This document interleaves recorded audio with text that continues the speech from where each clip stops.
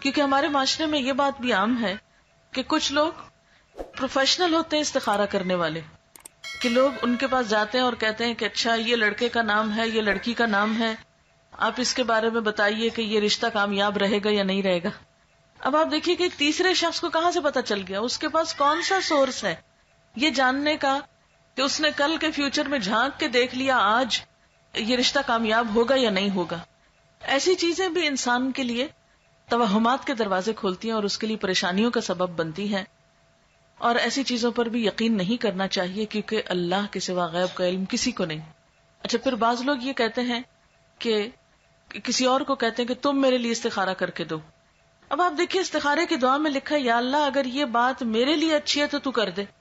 اب اگر کوئی آپ کے لیے استخارہ کر رہا ہے تو وہ کیا پڑھے گا کہ میرے لیے اچھی ہے تو کر دے، یا زیادہ زیادہ یہ کہے گا یا اللہ اس کے لیے اگر اچھی ہے تو کر دے. اچھا، بعض لوگ استخارے کے ساتھ خواب کو لازم کر دیتے ہیں. وہ کہتے ہیں استخارہ اور خواب لازم و ملزوم چیز ہے. اکثر لوگوں کو کہا جاتا ہے استخارہ کر لیں تو پھر وہ کہتے ہیں اتنے دن استخارہ کیا ہمیں تو کوئی خواب نہیں آیا ابھی تک. ہمیں بہت سے لوگ اس پہ پریشان ہوتے رہتے ہیں، ہمیں نہیں سمجھ آتی، کوئی خواب نہیں آیا ابھی تک ہمیں. یاد رکھیے کہ قرآن اور سنت کی روشنی میں استخارے کے لیے خواب کا آنا کوئی ضروری نہیں ہے. وہ سمپلی کیا ہے، ایک دعا ہے، یا اللہ اگر یہ کام اچھا ہے تو مبارک ہو جائے، آسان ہو، نہیں اچھا تو اس کو ہٹا دے، دور کر دے مجھ سے. اگر آپ کی دعا قبول ہو گئی تو اس کام میں اگر بہتری ہوئی تو ہو جائے گا، اور اگر ہو گیا تو وہ مبارک ثابت ہو گیا، اور اگر بہتری نہیں تو وہ بات بننے ہی نہیں پائے گی. تو استخارہ نہ تو نکالا جاتا ہے اور نہ ہی نکلوایا جاتا ہے، استخارہ تو کیا جاتا ہے. اور استخارے کا مطلب کیا ہوتا ہے؟ خیر کی دعا مانگنا. ہمارے ہاں اس کا کانسیپٹ کیا ہے کہ ہم یہ سمجھتے ہیں کہ شاید استخارہ غیب کا علم جاننے کا نام ہے.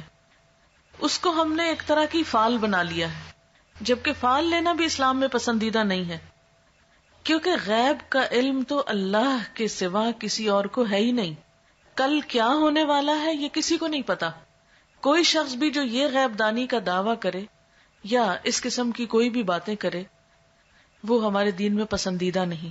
اسی لیے ہمیں کسی نجومی کے پاس جانے سے منع کیا ہے، ہاتھ دکھانے سے منع کیا ہے، چھپی باتیں معلوم کرانے سے اور ذائچے بنوانے سے منع کیا گیا ہے، کیونکہ یہ ساری چیزیں انسان کے لیے نقصان دہ ہوتی. انسان توہمات کا شکار ہو جاتا ہے، انسان کوئی ڈیسیژن نہیں لے پاتا. اسی لیے ہمارے دین میں ایسی کوئی چیز نہیں کہ کالی بلی آگے نظر آ گئی راستے میں تو یہ منحوس ہے، یا کوا بول پڑا تو کوئی آ جائے گا، یا جوتی الٹ گئی تو کچھ ہو جائے گا. یہ چھوٹی چھوٹی چیزیں جو ہمارے معاشرے میں ہر کلچر میں کچھ نہ کچھ ایسی باتیں عام ہوتی ہیں کہ صبح سویرے اگر فلاں شخص سے ملاقات ہو گئی تو یہ میرے لیے اچھا نہیں.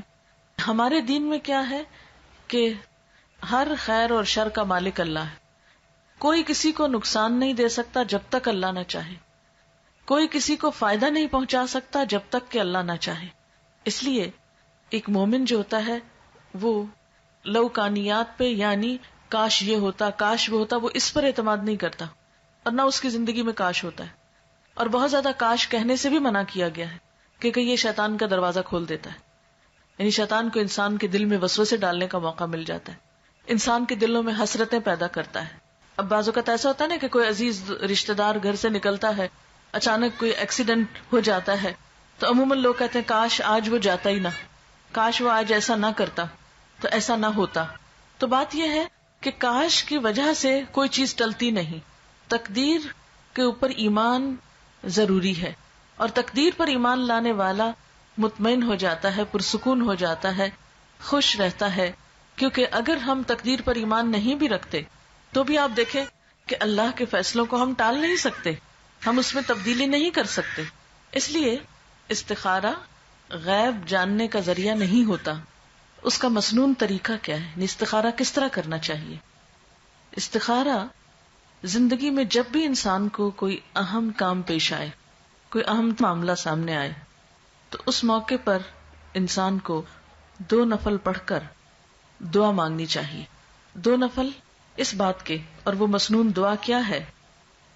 وہ مسنون دعا ہے اللہم انی استخیرک بعلمک واستقدرک بقدرتک واسألک من فضلک العظیم فانک تقدر ولا اقدر وتعلم ولا اعلم وأنت علام الغيوب اللهم إن كنت تعلم أن هذا الأمر خير لي في ديني ومعيشتي وعاقبة أمري فاقدره لي ويسره لي ثم بارك لي فيه وإن كنت تعلم أن هذا الأمر شر لي في ديني ومعيشتي وعاقبة أمري فاصرفه عني واصرفني عنه واقدر لي الخير حيث كان ثم أرضني به.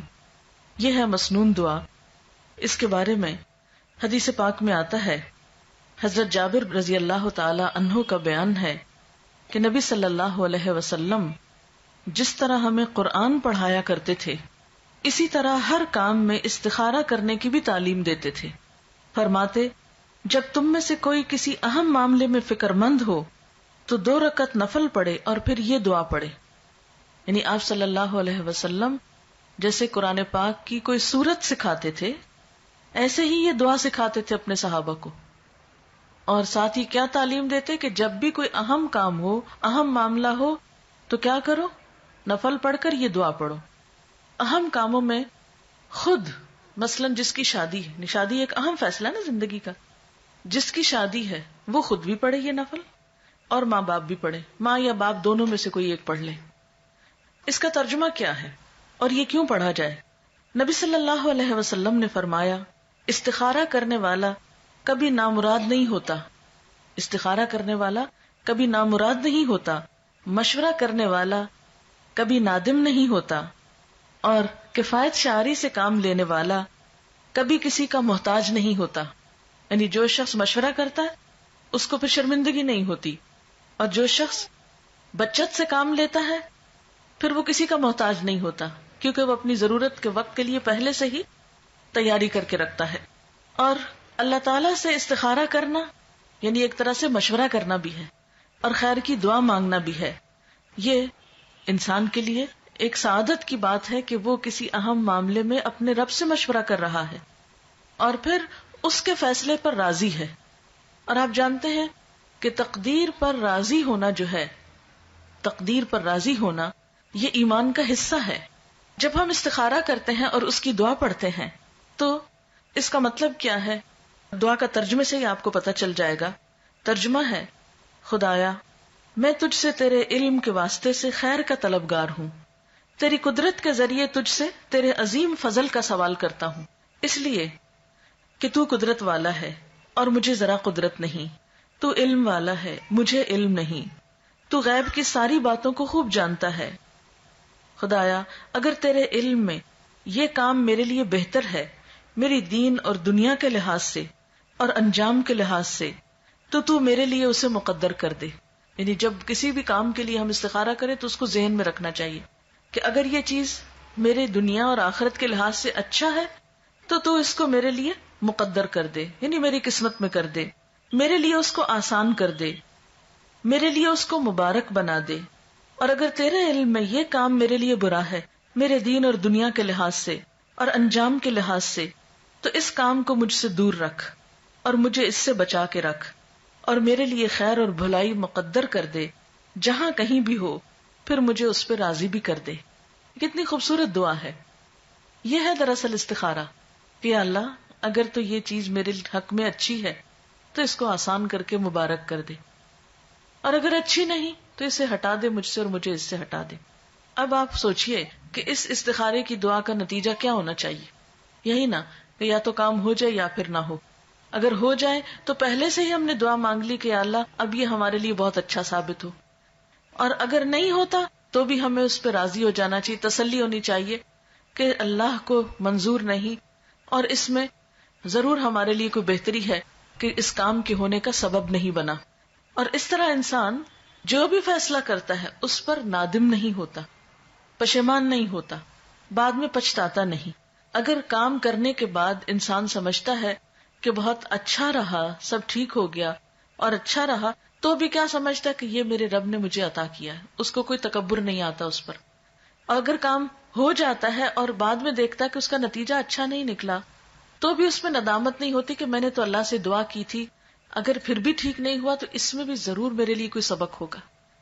کیونکہ قرآن پاک میں یہ بھی آتا ہے نا، عسیٰ ان تحبوا شیئا وہو شر لکم وعسى ان تکرہوا شیئا وہو خیر لکم. ہو سکتا ہے کہ ایک چیز تمہیں بہت پسند ہو اور وہی تمہارے لیے اچھی نہ ہو، اور یہ بھی ہو سکتا ہے کہ ایک چیز تمہیں بالکل اچھی نہ لگتی ہو، تمہارے دل کو نہ بھاتی ہو، اور اس میں تمہارے لیے بہت بڑی بھلائی ہو. اس لیے آپ صلی اللہ علیہ وسلم نے کیا فرمایا کہ استخارہ کرنے والا کبھی نامراد نہیں ہوتا. اچھا، اب آپ دیکھیے کہ جیسا کہ آپ صلی اللہ علیہ وسلم نے فرمایا ہے کہ خدا سے استخارہ کرنا اولاد آدم کے لیے سعادت کا باعث ہے. تقدیر پہ راضی ہو جانا بھی اولاد آدم کے لیے سعادت یعنی خوش قسمتی کی بات ہے. اور انسان کی بدبختی یہ ہے کہ وہ اللہ سے استخارہ نہ کرے اور خدا کی قضا پر یعنی تقدیر پر ناخوش ہو. یہ بدبختی کی بات ہے. اچھا، یہ ہے استخارے کی روح اور یہ ہے اس کی جسٹ.